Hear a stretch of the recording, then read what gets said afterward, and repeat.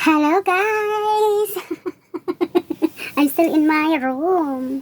Oh, ngayon nakabawi tayo kasi nung Thursday ba yun? Wala tayong pahinga, diba? Dahil yung amo kong babae is day off niya tapos hindi siya umalis ng bahay. Ngayon naman guys, iniwan nila ako ng maaga, alas 12, wala na sila sa bahay.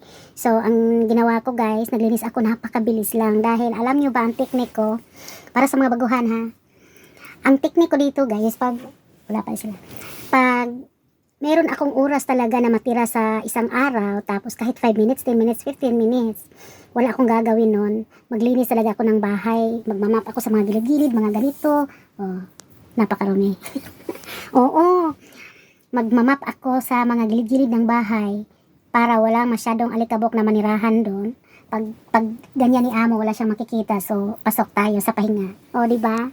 Ganyan ang ginagawa ko araw-araw, guys. Pag mayroong konting oras, talaga maglinis ako sa mga gilid-gilid. Tapos, sa mga ganitong panahon na iiwan nila ako, konti na lang yung oras ko sa paglilinis dahil nililinisan ko yan araw-araw. So, hindi siya maalikabok. Mataas yung pahinga ko pag wala sila dito.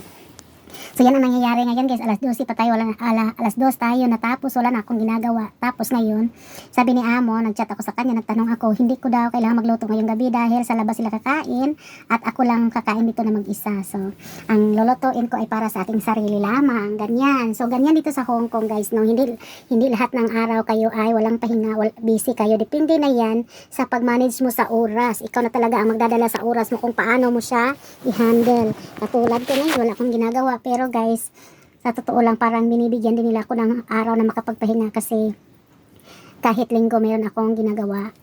Kahit day off ko pa man yan, pag may gawain sa bahay, maghuhugas ng pinggan, magmamap, magtatay din ng bahay. Ginagawa ko pa rin yan kahit day off kasi nandito lang ako sa bahay minsan. So bibigyan nila ako ng oras para makapagpahinga, lalo na't Sabado kasi napaka-busy nila from Mondays to Fridays. Wala din silang pahinga, ako lahat ang gagawa sa lahat ng gawain sa bahay at sa pag-aalaga ng kanilang anak. So ganito ang buhay ko dito. Minsan wala akong pahinga, minsan din nababali na ako sa kaboring ba ng buhay ko na wala akong magawa. Ako lang mag-isa sa bahay. Katulad ngayon, gusto kong manood ng TV, nahihiya naman ako dahil hindi ko day off. Pero sa day off ko guys, pwede talaga akong gumamit ng TV. Pag wala akong ginagawa guys, andito lang ako sa aking lungga. Tingnan mo yung lapad ng bed ko, diba? Kasya lang ako.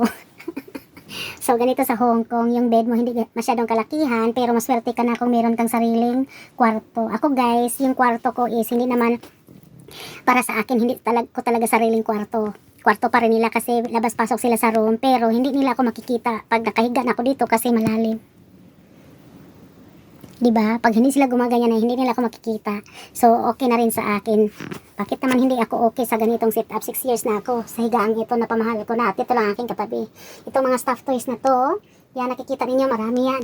Napakarami ang iba nilagay ko dyan sa ilalim.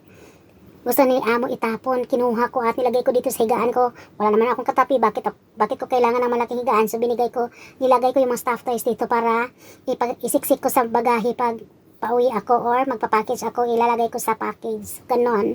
Marami ako mga gamit dito ng mga binibigay ni amo, pero tinatago ko guys kasi pag nakikita ni amo na nandun pa rin, hindi ko pa rin naipadala. Ipapatapon niya. So, ganyan ang buhay ni Konyang dito, no? Good luck sa mga baguhan dito. At kung meron man kayong mga tanong-tanong guys, pwede kayong mag-PM sa page na to kasi meron din tayong inbox dyan. Meron din tayong messenger dyan sa page na to. So, maraming salamat.